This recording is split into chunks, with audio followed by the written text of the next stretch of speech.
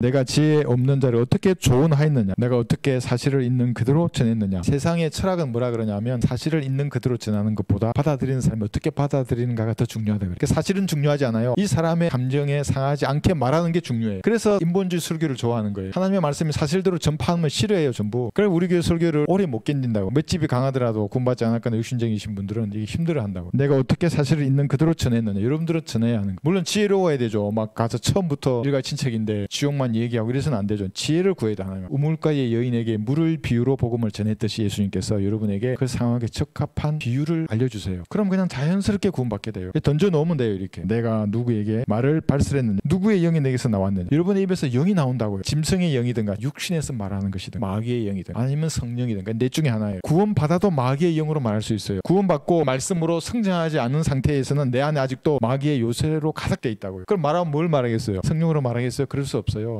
여러분 입에서 어떤 영이 나왔는가 가만히 생각해 보면 돼요. 기록된 말씀에 대해서 어떤 태도를 가지고 있었는가. 그 말씀 앞에 부복했는가. 진짜로 왜 부복해야 되냐 하면 이 단어가 살아있어요. 이거 믿으세요 정말로? 단어가 살아있다는 게 무슨 말이야? 원본이나 그런 거지. 영어나 헬라어 아니에요. 빵처럼 드실 수가 없다고 누누이 강조했잖아요. 어떻게 빵처럼 드실 수 있어요? 영어를 그렇게 잘하세요? 헬라를 그렇게 잘하세요? 그러니까 그거 잘하는 목사의 길을 기울인다고. 그건 목사의 종이잖아요. 이 말씀의 종이어야죠. 종이 덧나야 되잖아요. 이게. 아니 그거는 예수님 입으로 한 말이고 기록된 말씀은 다르지. 이러면 이게 마귀 들린 사람이에요. 기록된 말씀 워드로 계속 나와서 말이 워드 단어라고 단어 한글. 내가 가진 이 모국어 성경은 단어가 살아있다고요. 어떻게 살아있어요? 이 책을 펴기도 전에 여러분의 생각과 의도를 아세요. 제 말이 아니에요. 히브리서 4장 15절에 나와요. 여러분이 다른 마음을 품잖아요. 그 마음의 상태에 적합한 말씀을 보여주고 그 말씀을 오해하기도 해요. 그래서 결국에는 실족해요. 그 사람이 백슬라이딩해요. 왜? 마음을 그렇게 먹었기 때문에. 하나님께서 그렇게 하라고 한 거예요. 하나님 아신다. 그래서 여러분 이 무서운 책이에요. 성경은 살아있다는 말의 의미가. 세상에 어떤 책도 살아있지 않아요. 다 죽었어요. 변기된 성경도 죽었고 마귀가 쓰는 책이고. 그건 교리를 공부하는 것보다 은혜 가운데 여러분의 마음이 녹아있는 것이 더 중요합니다. 왜냐하면 교리를 아무리 많이 안다고 하더라도 주님과의 교제 가운데 바로 서 있지 못하면 그리스도인으로 살 수가 없어요. 교리는 그냥 알면 그냥 자 있게 되는 거예요. 이제 그것을 바탕으로 영적으로 물론 성장할 수 있죠. 근데 은혜 가운데 주님과의 교제가 되어 있지 못하면 그 교리만으로는 차갑기만 한 거예요. 그리스도인으로서 합당한 삶을 이 땅에서 살 수가 없어요. 불안하거나 근심과 염려 가운데 있더라도 여러분의 마음을 따뜻하게 해줄 것은 하나님의 기록된 말씀이야. 기록된 말씀이 하나님의 말이에요. 말씀, 워드예요. 그 말씀이 잔잔히 여러분의 생각 가운데 들어가서 마귀적이고 육신적인 생각을 몰아낼 때에 세상을 살면서 교육으로 형성된 마귀적인 가치관을 부술 때에 마음이 따뜻해지는 거예요. 얼마나 마귀적인 교수들, 목사들 많아요. 기록된 말씀을 믿지 않는다고. 항상 그들은 영어나 헬라어로 달려간다고. 그래서 그 지식을 가지고 모국어 성경을 뜯어 고친다고. 자기가 하나님이 되려고 하는 자. 교만의 자식들이라 그래. 그러니까 여러분 달래야 하는 기록된 말씀이 하나님께서 내게 주신 그 말씀으로 믿고 읽어야 돼요. 읽음으로써 여러분이 먹어야 돼요. 그래 그 마음이 따뜻해져요. 하나님께서 선하시고 기뻐하시고 온전하신 뜻이 있어요. 기뻐하시거나 선하신 뜻은 어떤 때에는 하나님이 원하시는 걸 하지만 어떤 건 하지 않아요. 그냥 세상이 보기에 법 없이 살 착한 사람으로 이 세상을 살 뿐이에요. 여러분은 그 단계를 넘어서서 성경대로 믿는 그리스도인으로서 온전하신 뜻, 내 인생에서 하나님께서 원하시는 그 일을 해야 하는 거예요. 어떻게 해야 되는가? 빵처럼 말씀을 먹어야 되는 거예요. 말씀하소서 주의 종이 듣나이다고 이런 자세로 말씀을 읽어요. 이 자세로 읽을 때에 여기서 죄를 이긴다고요. 술, 담배 얘기가 왜 나와요? 그리스도인들 입에서 나올 수가 없어요. 그건 초보적인 단계잖아요. 물론 이제 연약하신 분은 걸릴 수 있어요. 조금 성장하면 예수님과 같은 거룩함을 유지할 수 있어요. 그렇지 못하면 구원 받았어도 과거의 가치관이나 생각들이 나를 휘감는 거예요. 뱀처럼 타파하려 그러면 말씀에 부복하고 하는 이 자세로 말씀을 읽어서 여러분의 생각을 바꿔야 하는 말씀을 빵처럼 먹고 공부하고 읽고 묵상하고 하는 그게 되어 있지 않으면 그리스도는 살 수가 없어요. 오 내가 얼마나 주의 법을 사랑하는지요. 그것이 종일 나의 묵상이 되나요? 여러분 이렇게 해야 하는 거예요. 여러분의 마음을 따뜻하게 해줘요. 그러면 그 사랑으로 형제 자매를 사랑해요. 하나님을 더 사랑하게 돼요.